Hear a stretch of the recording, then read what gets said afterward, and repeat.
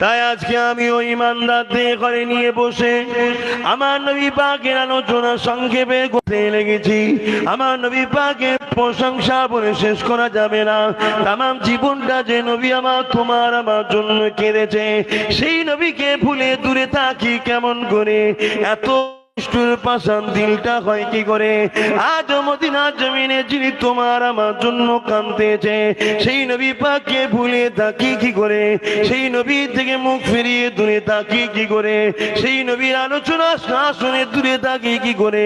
সেই নবীর আলোচনা না করে কি করে ওয়াজ করতে পারি?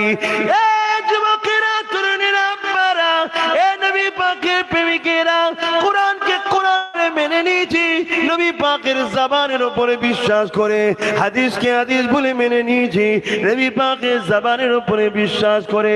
ফেরেশতা যে জীবনে দেখিনি, নবী পাকের জবানের বিশ্বাসে মেনে নিয়েছি।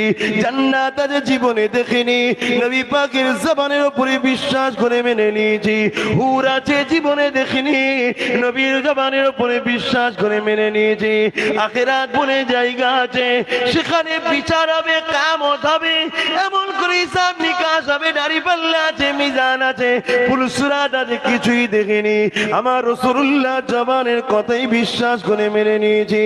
আল্লাহু আকবার আছে, বেশাক আছে, জীবনে দেখিনি, জীবনে অনুভব করতে পারিনি, ছুঁতেও পারিনি, শুকতেও পারিনি। জ্ঞান গবেষণা দ্বারা গবেষণা করে কিভাবে কেমন কোন জিনিসই বুঝতে পারিনি।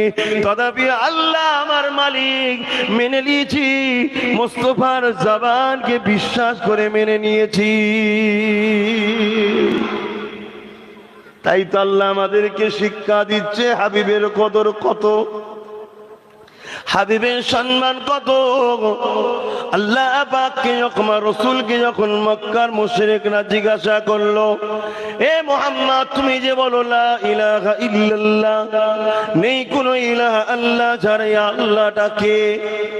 আমার আল্লাহ আয়াত নাজিল করছেন, হু আল্লাহু আহাদ। এটা আজ নায়েত করেছিলেন, আমার কথা শুনছেন তো আপনারা? هو الله أحد الله الصمد لم يلد ولم يولد ولم يكن له كفوا أحد। এটা কোরআন শরীফের আয়াতের সব পুরো তেলাওয়াত হলো না, কিছু বাদ গেল। কি বাদ গেছে? কুল বাদ গেছে। এ যুবকেরা বোঝেন কেন বারবার বলতে চাইছি, নারী ঈমান নয়, টুপি ঈমান নয়, নামাজ রোজা যাকাত ঈমান নয়, ছেড়ে দিলেও চলবে না, করতে হবে আল্লাহর হুকুম। ঈমানটা হলো নবীকে চেনা, নবীর আদব, নবীর প্রেম। তাই নবী নবী নবী নবী বারবার বলি। কেন বলি? শুনে খেয়ে দাও, আল্লাহ পাক কোরআনের মধ্যে সূরা ইখলাসের মধ্যে কি বলছে দেখো।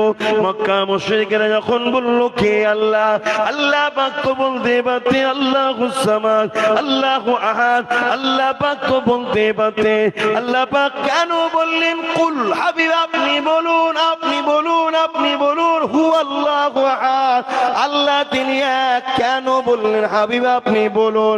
কেননা হাবিব আপনার মুখের কথা শুনে যে আমাকে নেবে, রিসালাতের মধ্যে দিয়ে যে আমাকে নেবে, ওই তাওহীদটা হলো প্রকৃত ঈমান।